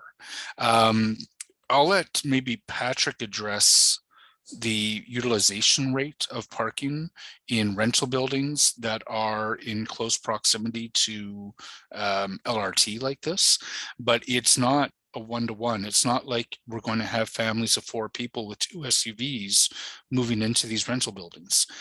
It is perfectly possible for a couple who want to take advantage of LRT and cycling and being able to walk everywhere to live car-free. You know, it's not the same demographic as the people who are buying your homes and who are buying the new infills. So I don't take any issue with the lower parking ratio here. Patrick, I don't know if you want to talk about your experience in the market. You alluded to it earlier. Well, I mean, it's certainly a delicate balance between what the market is demanding and sort of the certain pressures we're getting from the city to not create a larger problem. Down the street at one of the buildings at Carruthers and Scott Street, I believe our parking ratio there was 0.5 or 0.6. And my understanding is that parking is well utilized. I think the one at McRae as well is whether at capacity or pretty close to it. So the demand is certainly still there. Like I said, I think it's a delicate balance between providing what the market is demanding and the other pressures that we face. I do think that if we can find a viable option for car sharing programs, that will certainly take the stress off of the people that need the car on the weekend. You'll have some people that will commute and take the LRT during the week, no problem. But on the weekends, they want to go out to Gatineau Park. They want to do this and that. And if we're able to provide that program on site, I certainly think that would help with the vehicular demand on our site. And just to James's second portion of his question on community uses, we haven't established anything concretely yet, but we're certainly looking at various options through the community benefits that this project will be generating. And that's a conversation we'll want to have with city staff as this project moves forward, as to whether or not there are demands in the area and whether or not we can accommodate some of those demands within this development. Thank you. Thank you, Patrick. I'm sorry, my voice seems to be starting to go. But sorry, Steph, if I may, there are 67 questions left. We're not going to get to all those. I'm not going to ask Lorraine to stay past 9, and I don't know if the applicants team are on the clock until past 9. Can I suggest that we just stick to some of the questions around the facts of the proposal that people may be unclear on, because there is lots of time to get into the policy and is it justified or not, but there may be questions of clarity around things like how many parking spots are there, how many units are there, how many of the units will be affordable. For sure. Steph, while you're searching, I'll just revisit again the transportation stuff, because there's a ton related to transportation. I just want to reemphasize that the study that they asked the applicant to produce through their consultant, and the city inputs into that study, is very comprehensive. It did look at all of these strategic intersections like Scott and Churchill, because I'm seeing a lot of comments to that. The study will be expected to find conclusions, and the city will validate those conclusions. They will validate the assumptions related to parking and transit, all of those things. So I don't think we're going to be able to answer those questions. I just want to give you the comfort that a thorough study's been done and will be reviewed by the city. I also see a lot of comments related to sanitary and water infrastructure. Same thing. There's a very detailed study that assesses all of those things. It's available online and it'll be scrutinized by the city. Thank you. Awesome. Thank you, Miguel. And of course, anyone who has raised points or questions that might not get answered here, I'd suggest, still copying down your question and your concerns and making sure you send that to Lorraine here, because that'll ensure no matter what, that does get flagged as, this is still going along. We won't have to only exist in a vacuum, here as well, should, we not be able to answer it.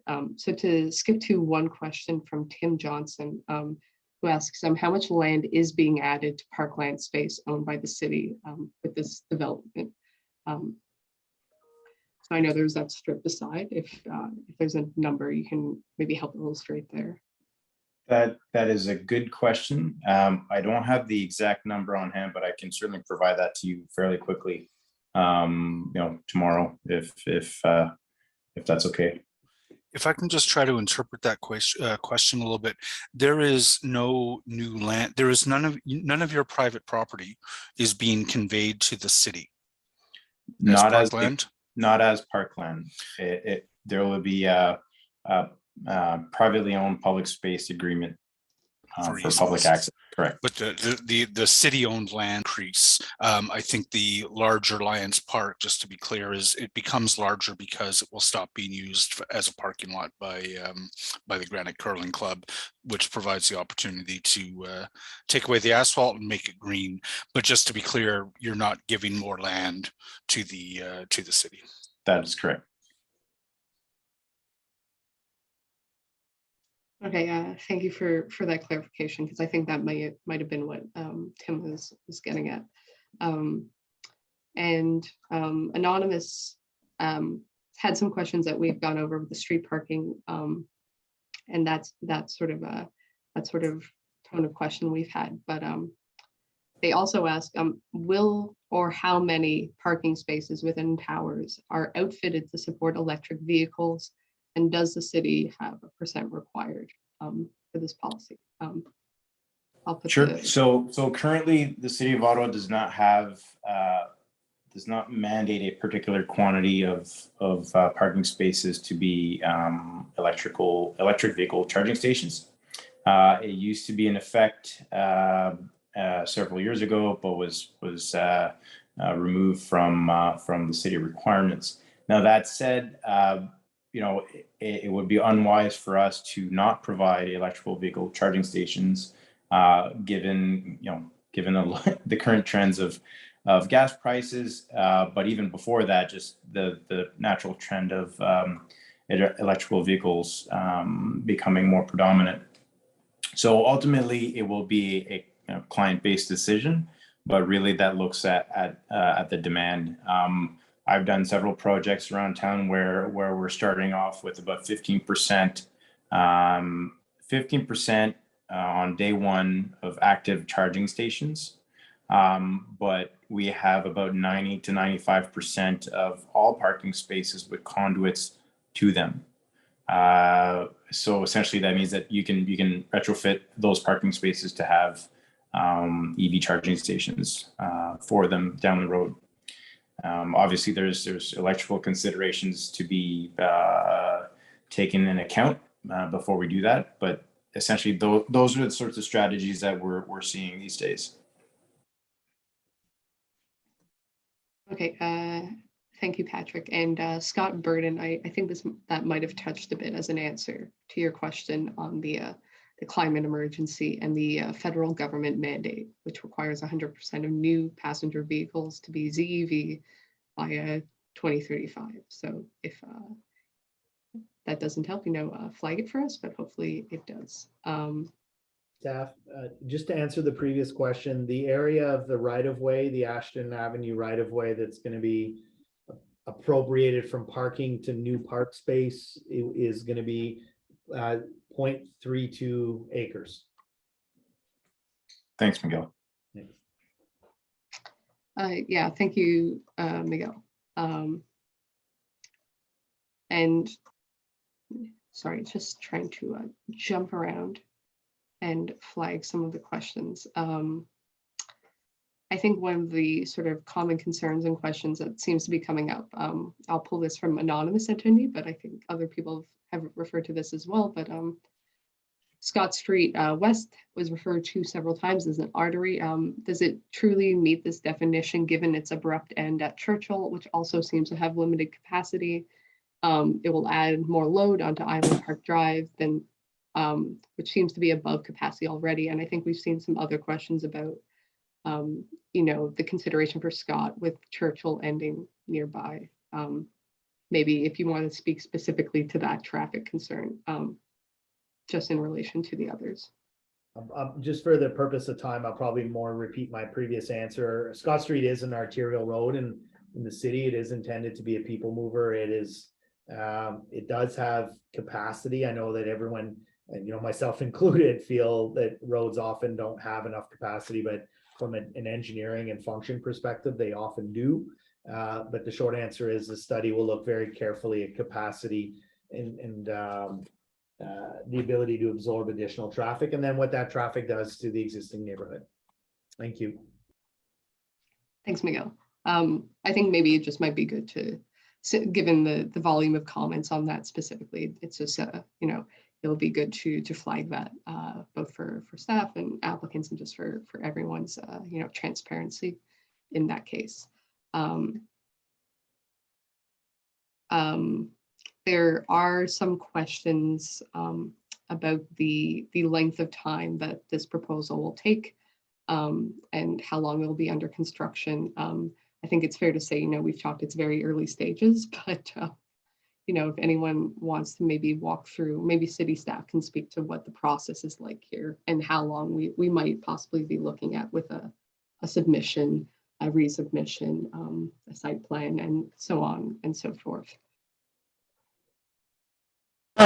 Actually, a lot of some of the timelines, most of the timelines with the city are that it would take for an application in a perfect world rarely happens. A lot of it is based on resubmissions and how long those resubmissions take.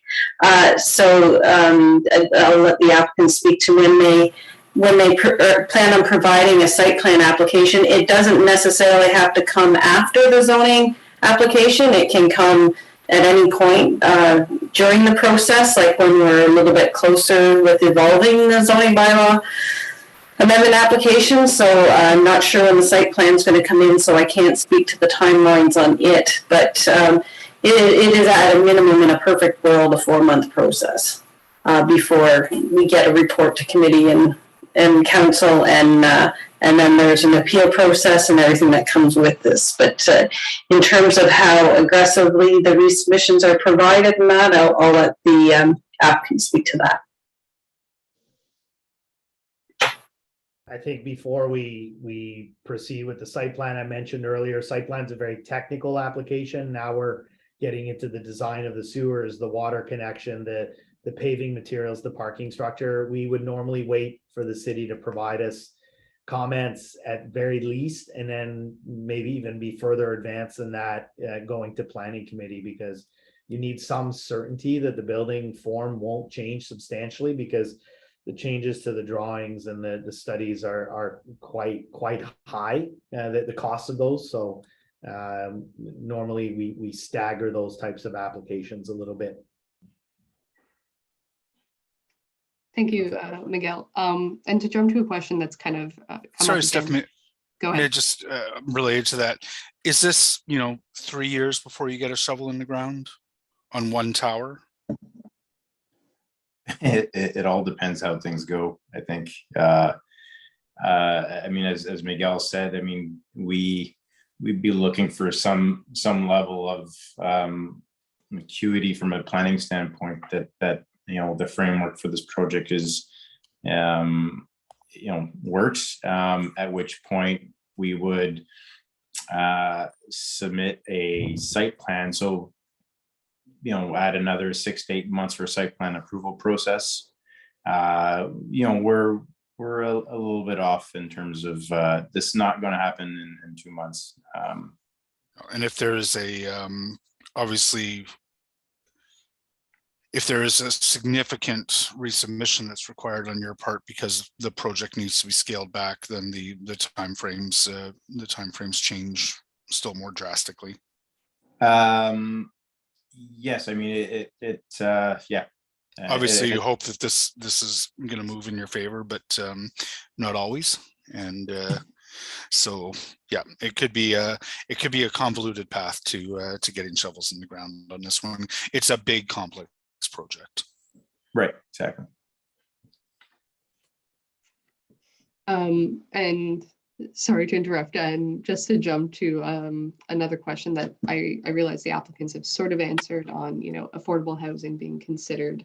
But Susan asks specifically to the city and our office, why hasn't the city adopted affordable housing requirements measures that could be included in all developments, which might be a good time to talk about inclusionary zoning. Yeah, so we have coming up on Friday a joint meeting of the Agriculture and Planning Committees to take a look at our new inclusionary zoning bylaw. I believe, I have not read it yet, but I believe that it will be proposing 0 requirements on rentals. with a 10% quote unquote affordable on owned homes. And the province has limited our ability to extend required levels of affordable housing to protected major transit station areas, of which this is not one. Tunney's Pasture is a PMSTA, Lincoln Fields is a PMSTA, Place d'Orleans will be a PMSTA. So it has obviously over the course of the next couple of weeks, several of us will be trying to boost the required levels of affordable housing, and it will be up to City Council to, well, it'll be up to us to try to convince our colleagues on City Council to drastically increase those. But take a look on Friday, and you'll see the debate over inclusionary zoning in real time. Lorraine? Just like to note that there's different definitions of what's considered affordable for housing, but basically any new housing that is built creates a more housing becoming more affordable, if not necessarily for the people renting those units.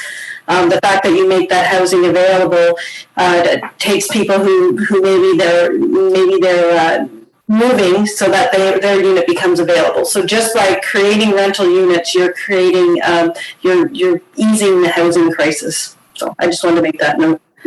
That's fair. I think a number of us feel we have to go further than just letting sort of market forces do it. But absolutely, in theory, by building another couple thousand rental units, that should discipline the prices that landlords are able to charge renters.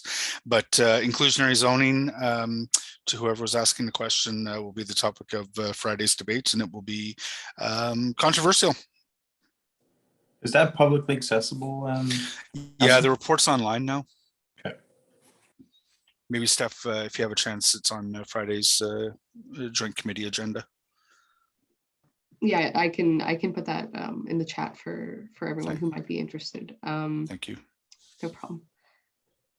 And there's been a couple questions and comments of a similar tone on just to flag it, but that whether the applicants would consider additional 2-bedroom or 3-bedroom units to provide some of those larger units that people have sort of raised as being in a deep need for. So just seeing some of those comments being pretty abundant, I flag it for the applicants. If you want to answer, feel free, but if you'd like to take that into consideration, it seems to be coming up in the chat. Awesome. We're coming up on 9. If you just want to find any questions that we've missed that are fairly quick to answer. Yeah, I'm going to go through the end of the comments that we're getting. I'll give you a chance to take a look at those stuff, and I'll provide my closing comments now, which essentially come down what I've told the developer. Well, I'm still working on my approach to this one. Any opposition is going to have to be based on solid planning grounds, and I'm not sure where those are on this one. But I believe that it is it's dense.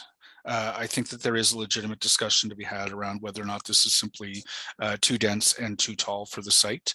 And the other consideration that I have very much top of mind is the affordable housing question. And I've let the owner know that that's going to be a make or break issue for me, is coming up with an acceptable affordable housing plan, which, given what large developments have been coming to planning committee with over the course of the last, call it 6 to 8 months.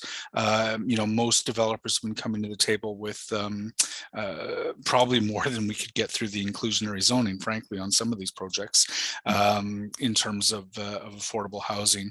So for those wondering, I do have discomfort around the height and the density and the intensity of this one. And I'm also concerned about the affordable housing. And I'm just looking, why are you seeking like a 0.3 meter reduction in the corner side yard setback? How many hectares is this site? Do you really need like 0.2 meters? I'm going to fight you on that one. Like, I don't understand that. I'm Well, sure we- there's a we- great reason. Barry will tell me why that has to happen at some point, but we can look at that in finer detail as it gets articulated. Perhaps we can reorganize the podium a little bit to bring that back to 3 meters. yeah, that corner side yard, especially if it's fronting on Scott Street, I assume is going to be important public realm. So I'll be looking at that one. And then for those of you who are interested in where the process goes, like I say, the most important thing is to make your arguments to Lorraine. Please copy my office on your comments, because it is Lorraine who's going to have to determine whether or not this proposal is in keeping or not with the planning policies that the city has. So if you have further questions, Steph and I are available to talk to you about those. And if you have questions about process, Steph and I spend a lot of our time talking about that. I anticipate that I will be meeting with the Westboro Community Association soon to talk about what kind of community approach we can adopt on this one. And I would encourage everyone who's here to please become a member of the Westboro Community Association. For those who are not subscribed to my newsletter, please subscribe to my newsletter. That's how I keep people up to date with what's going on in these developments. So that's the last you'll hear from me this evening. Except to say thank you, everyone. Thank you. Go ahead, Lorraine. Sorry. I just would like to note that when it comes to providing comments, because I'm expecting a lot of comments on this project, that my preferred method of commenting is through email. It makes it much easier for me to respond to people. It also makes it easier to create a notification list. Councillor can be easily copied. So, but if you're unable to provide it by email, the staff do accept phone calls and written comments to us. And if you only provide a mailing address, you will get mailed notification in that. But if you provide an email, you'll get it a lot sooner. So, thank you.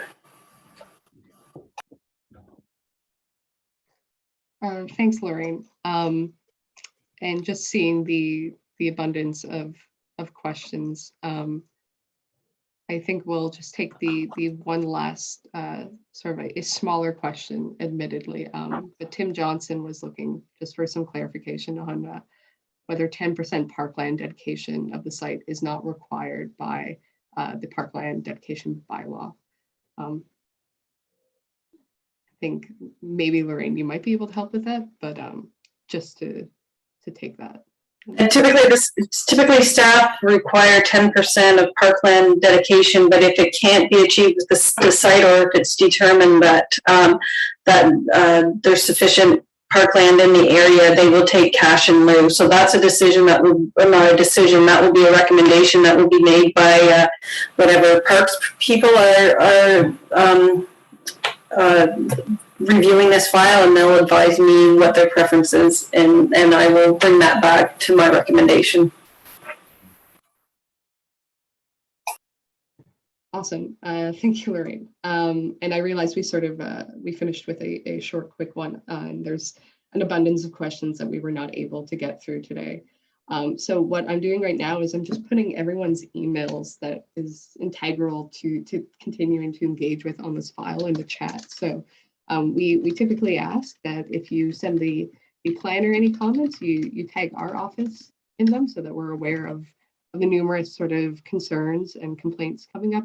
You know, we've heard already tonight the concerns about the height, the density, the numerous traffic concerns, the level of development on Scott. I know I'm only catching like 3 or 4 right there, but you know, continuing to push on these issues with the applicants and city staff and engaging with us on it is really the best way forward as we go forward, as we're early in the process. So I put our office's emails there. I'm putting Lorraine's as well. And if you have any comments or questions, those are really going to be the 3 emails you need to keep up, you know, any comments and consideration on this. So I I apologize to anyone whose question we weren't able to get to. I'll leave, the chat open a bit just so everyone can maybe, if you want to copy a comment or question, feel free. But I do believe that that's probably it. So unless Jeff does indeed want to speak again, I'll close everything up. Thank you everyone so much for taking the time to come tonight, for taking the time to engage as best you could now, and hopefully, ongoing with, speaking with city staff. We really appreciate it, and we really look forward to continuing to speak to you.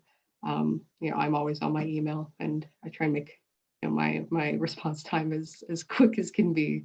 So feel free to reach out with any questions. If you can't find some information, if you want to raise it, go ahead and do that anytime. But otherwise, I think we'll wrap it up. Thank you to the applicants for taking the time to come tonight, and thank you to Lorraine and other city staff in attendance for coming. We'll put this video recording up. I say end of week, it will likely be within the next 48 hours. And you'll find that on our YouTube. So thanks again, everybody. I look forward to speaking with you over the coming months and however long it may be. Thanks, everybody. Thank you. Good night.